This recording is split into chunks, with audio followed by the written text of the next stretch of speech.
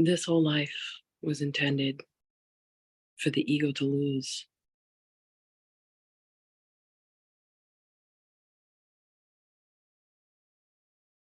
for the self to become aware of itself,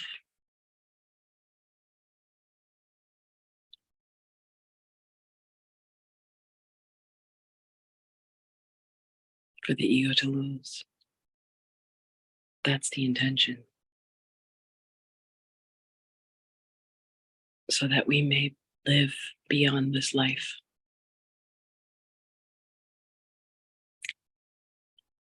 We're so unconscious of ourself, of our ego, of our pride, of our nature. We're so unconscious.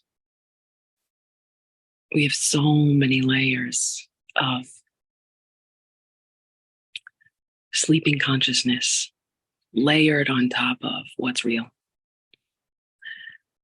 I have seen through my son, who has autism, who had a part of his brain toxified by things that were injected into him. He lost part of his brain's function. And whatever connection that part of the brain has to the mind, it raised his consciousness in this world.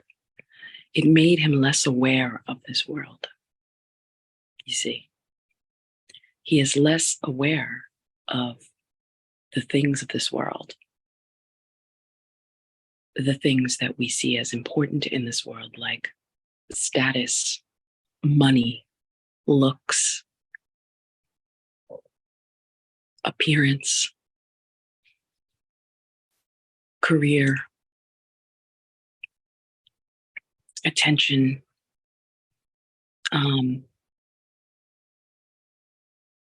all that shit that we strive and we pretend we don't strive for to get from other people's egos to make ours feel better. A great part of his consciousness was raised up by being afflicted in this world.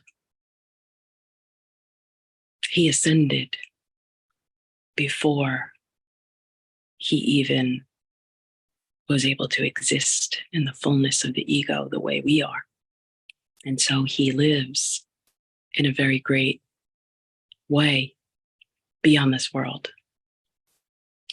What's important to him is love, kindness, togetherness, goodness, treating people right, spending time together, making sure that everybody has what they need, not what they want, that they're safe, that they're taken care of, that nobody gets hurt.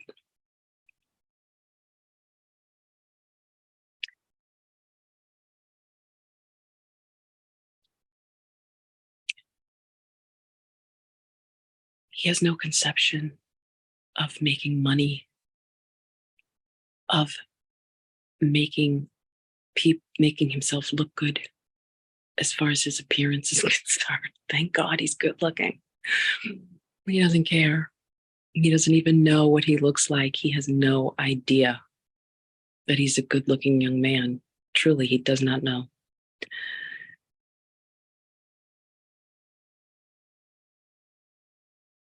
I'm not saying he's fully exalted and ascended out of this world, but in a very great way, his unconsciousness in this world, which we call sleep, being asleep, was taken from him. And so he's awake. And this is what our journey was all meant to be. The ego was meant to lose. We were meant to wake up out of the dream, which is a nightmare, which isn't real, which is all of this world striving for something that our ego looks for. It's going to lost in a flash of an eye. It means nothing.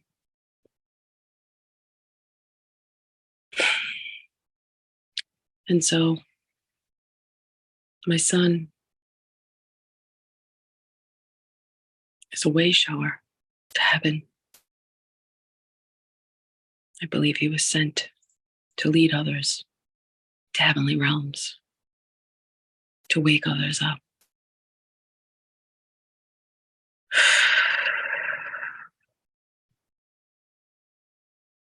His no filter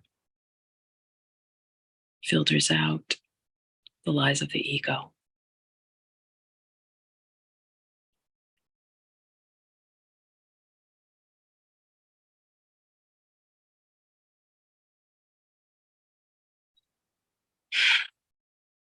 It's funny. What the ego seeks, it never gets it. And it will continue to strive and strive and strive and keep trying to fix and make and do and fix and make and do and change and manipulate and control and fix and make and do and manipulate and control and round and around and around and around. It will never get it. And the more that it fixes, makes, and does and controls and manipulates, the less it gets what it wants. It's a spiritual law. That's why, for instance, say we lack emotional support and we long for that.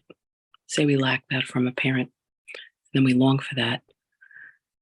We try to marry someone to get emotional support, and we probably marry someone just like our parent who doesn't give us emotional support. If we lack attention in life, we probably marry someone to get attention, and we end up not getting the attention that we want from them. And round and around and around we go. Because the ego will never get what it wants. Its ways are low. Its ways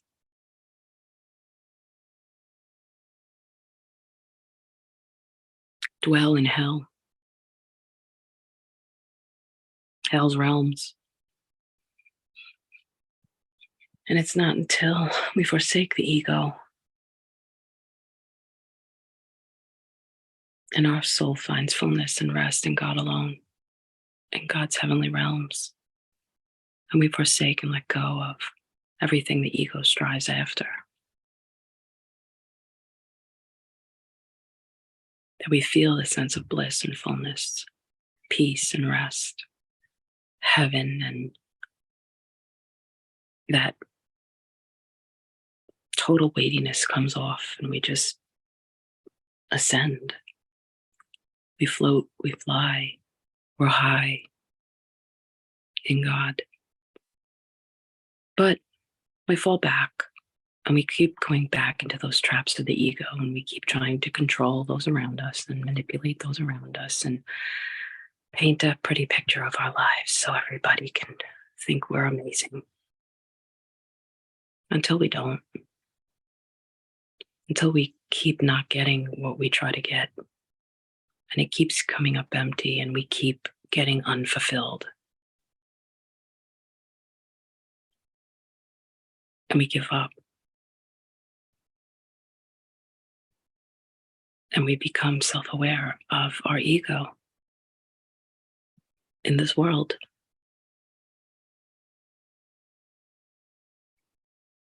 And we fall into God. We fall into God's heart.